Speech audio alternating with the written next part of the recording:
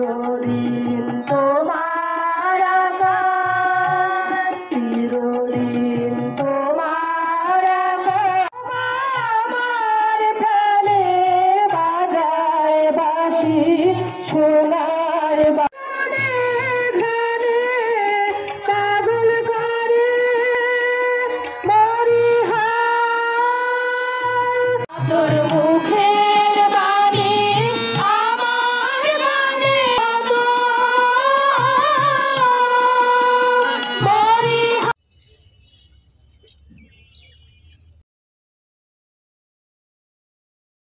প্রয়োজনে দুর্নীতিরূপ সর্বজনে এবং আজ তারুণ্যের একতা গর্বে আগামীর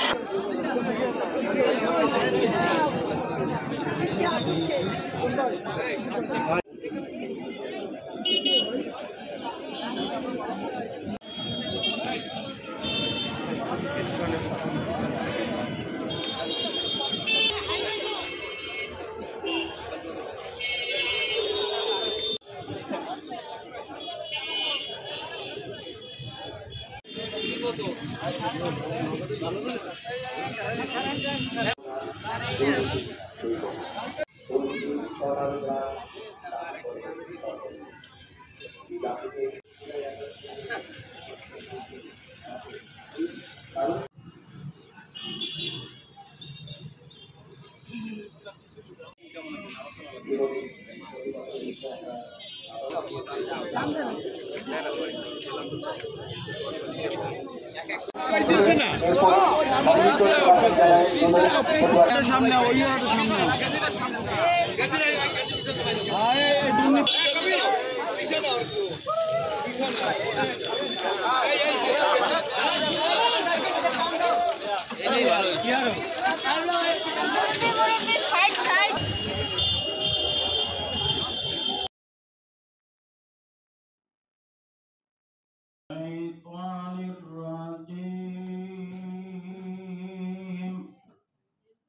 কার্যক্রম শুরু করতে যাচ্ছি।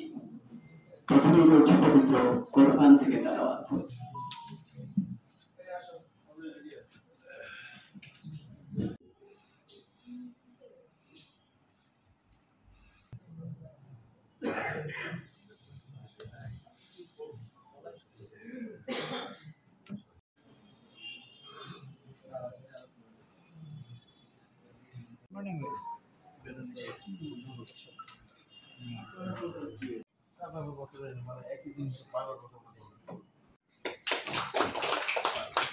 জেলা ম্যাজিস্ট্রেট পটুয়াখালী, উপস্থিত বিশেষ অতিথি জনাব মোহাম্মদ আনোয়ার জাহিদ এবং উপস্থিত সকলকে দুর্নীতি দমন কমিশনের পক্ষ থেকে অভিনন্দন ও শুভেচ্ছা। দুর্নীতি শব্দটির পরিব্যাপ্তি অনেক। উপস্থিত আছি, সবাইকে আমরা সালাম ও শুভেচ্ছা জানাচ্ছি। বিশেষ করে যারা এই প্রোগ্রাম আয়োজন করেছে, আমাদের দুর্নীতি দমন কমিশনের বিভিন্ন স্তরের কর্মকর্তাবৃন্দ, আমাদের পটুয়াখালী জেলা প্রশাসনের সরকারি বিভিন্ন অফিসের দায়িত্ব কর্মকর্তাবৃন্দ। আজ ৯ ডিসেম্বর আন্তর্জাতিক দুর্নীতি প্রতিরোধ দিবস পালিত হচ্ছে। এর আগে আমরা জাতীয় পতাকা উত্তোলন, মানববন্ধন এবং সাইকেল র্যালি শেষে আজকে আলোচনা সভায় এখানে উপস্থিত হয়েছে। আসলে দুর্নীতি একটা বাস্তবতা আমাদের দেশে, এটি অস্বীকার করার উপায় নেই।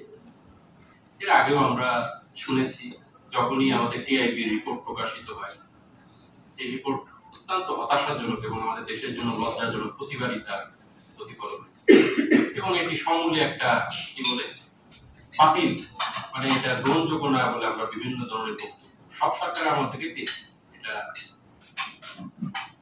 কিন্তু গত 16 বছরে আমাদের এই দুর্নীতিকে যে প্রাতিষ্ঠানিক রূপ দেওয়া হয়েছিল, এর মনে এত ভয়াবহতা বাংলাদেশের কোনো কালে ছিল। আমাদের টিআইবি একটা 14 পয়েন্টের একটা সুন্দর প্রস্তাব দিয়েছে, আমি এটা পুরোটা পড়েছি। সবচেয়ে ইম্পর্টেন্ট প্রস্তাব এখানে নাই, রাজনৈতিক সদিচ্ছা। এটা যদি না থাকে, ইজিপি হিসাব কর ফাঁকি, এমুক আইন তমুক আইন, ব্যাংকিং কমিশন করে কিছু এটা বাস্তব। আমার কথা হয়তো আপনাদের ভালো লাগবে, আমি সাদা মাটা কথা, কিতাবি কথা আমি অনেক জানি, কিন্তু ওখানে যাবো না, আমি একটা সাদা মাটা কথা। ইজিপি কিন্তু আমাদের টেন্ডারিং এখন হয়, আমাদের এখানে যিনি এক্সেল মহোদয় আছেন ওনার কাছে জিজ্ঞেস করেন, সেটাও সব হয়। আগে টেন্ডার যখন লটারি হইতো বা ইয়ে হইতো, যখন ম্যানুয়াল হইতো, তখন একটা সমস্যা হইতো, প্রভাব বিস্তার করার চেষ্টা হতো, মারামারি হতো। এখন কি হয়, তার আগে জিজিবিতে তাকে পার্টিসিপেটই করতে দিবেন।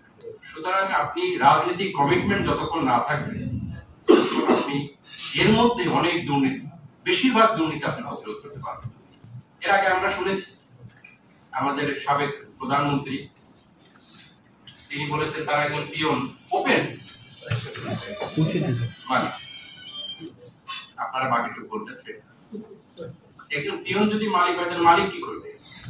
আপনার বাসার হাউস হোল্ড কাজে যে সহযোগিতা করেন, সে যদি 2 লাখ টাকার মালিক হন, আপনি মিনিমাম 2 কোটি টাকা পাবেন। বাদ বাকি আপনাদের বুঝে নিতে হবে। এবং আমাদের 2004 সালে দুদক গঠন হয়েছিল, তাদেরকে কোনো সময় ফাংশন করতে দেওয়া হবে, বিভিন্ন ভাবে তাদের উপর প্রভাব বিস্তার করে সেখানে নিজেদের পছন্দ মতো লোক নিয়োগ দিয়ে, ভালো ভালো যারা অফিসার ছিল, আমরা এর আগে উদাহরণ দেখেছি, আমরা টিভিতে দেখেছি, তাদেরকে বিভিন্ন ভাবে নির্যাতন করে আউট করেছি। তারা তাদের সেখানে লোক দিয়ে সেটা একটা নিজেদের বলি যে এই যে পিএম অফিসের আর একটা কেন্দ্র গড়ে তোলার চেষ্টা করা হয়েছে। গত 30 বছরে বাংলাদেশের ইতিহাসে যে যে দল করেন, আমি বলি যে এটা আমি পরোয়া করি না, সবচেয়ে জনপ্রিয় যিনি রাজনৈতিক ব্যক্তিত্ব, তার নামে এতিমের টাকা আত্মসাতের নামে একটা মামলা করা হয়। আপনার এই মামলার ইতিহাস জানেন। সেই অ্যাকাউন্ট থেকে একটা টাকাও কোনোদিন উত্তোলন করা হয়নি, কারণ নামে কোনো চেকও ইস্যু করা হয়নি। এবং খুব ভালো হয়েছে যে সেই টাকা বেড়ে এখন 2,65,00,000 ছিল, আমার মনে হয় সেটা 5 কোটির উপরে গেছে, ব্যাংকে থাকতে থাকতে সুদ হয়েছে। এই দুদক এই মামলা নিয়ে যে পরিমাণ সময় নষ্ট করেছে গত 16 বছরে, বাংলাদেশে যদি অন্যান্য দুর্নীতি ঘটতে আমাদের কিছুটা হলো আমরা তার সুফল পেতাম। সত্যি কি আপনারা দেখেন গত 16 বছর, এখন তো মিডিয়ার যুগ, আপনারা দেখেন যে পরিমাণ এফোর্ট এই মামলার পিছনে দিয়েছে। আমার মনে হয় অন্যান্য দুর্নীতির বিষয়, বড় বড় দুর্নীতির বিষয় যদি এফোর্ট দিত, তাহলে আমরা কিছুটা হলেও তার সুফল পেতাম। আমি তার বাইরে না, আমাদের জেলা প্রশাসন পুলিশ বলেন, বিচার বলেন, তার বাইরে না। ওই সব যদি দুর্নীতিগ্রস্ত অফিসারদের পিছনেও যদি সময়টা ব্যয় করতো, তাহলে অনেক দুর্নীতি প্রতিরোধ করার জন্য অনেককে আইনের আওতায় আনা যেত। শুধু একজন ব্যক্তিকে সাহায্য করা, এটা যদি কোন একটা সরকারের মোটিভ হয়, যদি চিন্তা ভাবনা হয়, তাহলে সেই দেশের দুর্নীতি প্রতিরোধ করা অসম্ভব। আমি এই কথাগুলো এই জন্যই বললাম। সুতরাং আমি মনে করি যে এই পয়েন্টের মধ্যে সবচেয়ে যে ইম্পর্টেন্ট পয়েন্ট, সেটা হচ্ছে রাজনৈতিক কমিটমেন্ট। এখন হয়তো এই আমাদের যে জুলাই আগস্টের ছাত্র জনতার যে বিপ্লব, যাতে আমাদের 1000 ছাত্র জনতা শহীদ হয়েছে এই স্বৈরাচার ফ্যাসিবাদকে উৎখাত করার জন্য, তাদের একটা তাদের যে আত্মত্যাগ, আমরা যদি সেই কাজটি করতে পারি, তাদের আত্মা শান্তি হবে, এই দুর্নীতি মুক্ত হবে। এটা একদিনে সম্ভব না, এটা এমন রুট লেভেলে অনেক এত গভীরে চলে গেছে যে এটা যদি আমরা যদি কাজই শুরু না করি, আমি অনেক ক্ষেত্রে বলি কাজই যদি শুরু না করি, তাহলে এটা কোনোদিন তো দূর হবে। ডক্টর দেবপ্রিয় ভট্টাচার্যের অধীনে যে কমিশন গঠন করা হয়েছে, সেখানে 27 লক্ষ কোটি টাকা বাংলাদেশকে পাচার করা হয়েছে। 27 লক্ষ কোটি টাকা বাংলাদেশের 4 বছরের বাজেট, 4টা অর্থ বছর। আপনারা চিন্তা করতে পারেন, ধরে নিলাম 27 লক্ষ, হয়তো ওনারাই করছেন, তাহলে 20 লক্ষ কোটি টাকা হলো। তাহলে এই টাকাটা এদেশের জনগণের টাকা। এই টাকা কেউ প্রধানমন্ত্রীর বাড়ি থেকে আনে নাই, আমিও আমার বাড়ি থেকে আনি না, আপনারা কেউ এখানকার বাড়ি থেকে আনেন। এদেশের জনগণের টাকা, যেটি লুটপাট করা হচ্ছে। এই হচ্ছে যদি সরকারের অবস্থা হয়, যাকে এই দেশের মানুষ তাদের দেখভালের জন্য, খেদমতের জন্য নিয়োজিত করেছে, তাদের যদি অবস্থা হয়, তাহলে সে দেশের দুর্নীতি প্রতিরোধ করা খুব কঠিন। আমি আশা করব যে টিআইবির যে সুপারিশ, অনেক সুন্দর সুন্দর সুপারিশ আছে, আরো যদি কিছু ইনক্লুড করা যায়, যেরকম এখানে ধর্মীয় এবং নৈতিক শিক্ষার একটা যে খুব প্রয়োজন, এটা সত্যি কথা। একসময় আমরা যারা লেখাপড়া করেছি, এবং আমার সিনিয়র মনে করে থাকতে পারে, আমার বয়স একবার কম না, আমাদের ধর্ম শিক্ষার উপরে 100 মার্কের দিয়েছে, আপনারা পড়েছেন না? এটা কেটে কেটে কেটে কেটে কেটে কেটে কেটে কেটে নিয়ে এসে একেবারে সংক্ষিপ্ত করা হয়, কারণ কিছু কোনো সাবজেক্টের মধ্যে যেন ঢুকানো হয়েছে। আমি আমার ছেলের বইতে দেখলাম যদিও তার লেখাপড়ার সাথে আমার কোনো সংশ্লিষ্টতা নেই। তারপর আমি দেখলাম যে এটা কেটে কেটে এখন আর এটা 100 মার্ক নাই, সিলেবাস অনেক সংক্ষিপ্ত করে নিয়ে আসা। আমি বলি অনেক ক্ষেত্রে বলি, আমাদের ক্যাবিনেট সেক্রেটারি স্যারের সাথে মিটিং ছিল, অনেক ক্ষেত্রে বলি এগুলো সবই ষড়যন্ত্রের অংশ, এটা দীর্ঘমেয়াদী ষড়যন্ত্র। এবং আজ যদি আরো 15 বছর যদি তারা থাকতো, আমাদের জাতি বা আমাদের তরুণ সমাজে কোথায় যেত, আমি এটা খুব শঙ্কিত যে আসলে কোথায় যেত। এটা দীর্ঘমেয়াদের ষড়যন্ত্রের অংশ, যে এইভাবে শিক্ষা ব্যবস্থাকে এইভাবে নষ্ট করে দিলে এরা কোনোদিন তাদের অধিকার সম্বন্ধে জানতে পারবে না, দাঁড়াতে পারবে। এই জন্য আমরা অ্যামনেস্টি ইন্টারন্যাশনাল বলেন, টিআইবির মতো প্রতিষ্ঠান বলেন, তাদের ধন্যবাদ দিই, তাদের আমরা তাদের কাজের অ্যাপ্রিসিয়েট করি যে তারা ওনারা এত বছরের যে পরিশ্রম, এত বছরের মানুষকে জাগানোর জন্য কাজ করে যাচ্ছে, সেটা প্রতিফল দেখা যাচ্ছে। এই দেশের সাধারণ মানুষ 80% মানুষ দুর্নীতিগ্রস্ত না। আমরা যারা এই যে সুটবুট করে ঘুরে বেড়াই, বিরাট বড় পাঞ্জাবি পরে একেবারে কি বলে রাজনৈতিক টেবিলে গিয়ে একেবারে মানে কি বলে এর মতো ভালো মানুষ বা এর মতো জনদরদি মানুষ বাংলাদেশে আর নাই, এরাই সবকিছু মূল।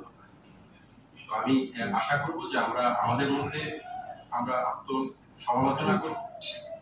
অনেকেই অনেক সংস্কারের কথা বলে, আমি একটা কথা বলে শেষ করবো যে সংস্কার সবচেয়ে একটা বড় ইম্পর্টেন্ট জিনিস হচ্ছে প্রশ্ন করা। আপনি যদি প্রশ্ন করেন এবং আমি যদি উত্তর দিতে বাধ্য হই, এই চেয়ারে বসে আমাদের পুলিশ সুপার মহোদয় যদি উত্তর দিতে বাধ্য হয়, তাহলে আর কোনো সংস্কারের দরকার নেই।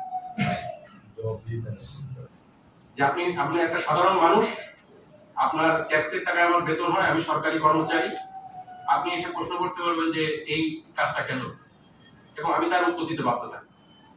ভুল হতে পারে, আমি বারবার বলি যে একটা কথা, যে আমরা অনেক কাজ করি দিনে, ভুল হতে পারে, কিন্তু যদি ধরে দেওয়া হয় তাহলে আমরা ভুলটা শুধরাতে পারবো, তাহলে নিশ্চয়ই সেখানে জনগণ সুফল পাবে। আমরা আশা করবো যে এই দিবসের যে কর্মসূচি, দুর্নীতি প্রতিরোধ সম্বন্ধে আমাদের রাজশাহী বলেছে কমিটি সম্বন্ধে, এই কমিটি আসলে গঠন করা হয়েছিল, এই কমিটি নিয়েও আমরা কথা বলেছি। আমাদের এখানে বিডি সাহেব আছেন, এই দিবস উদযাপনে গত 3 তারিখে দুদক সচিব স্যার আমাদের সাথে একটা জুম মিটিং করেছিলেন।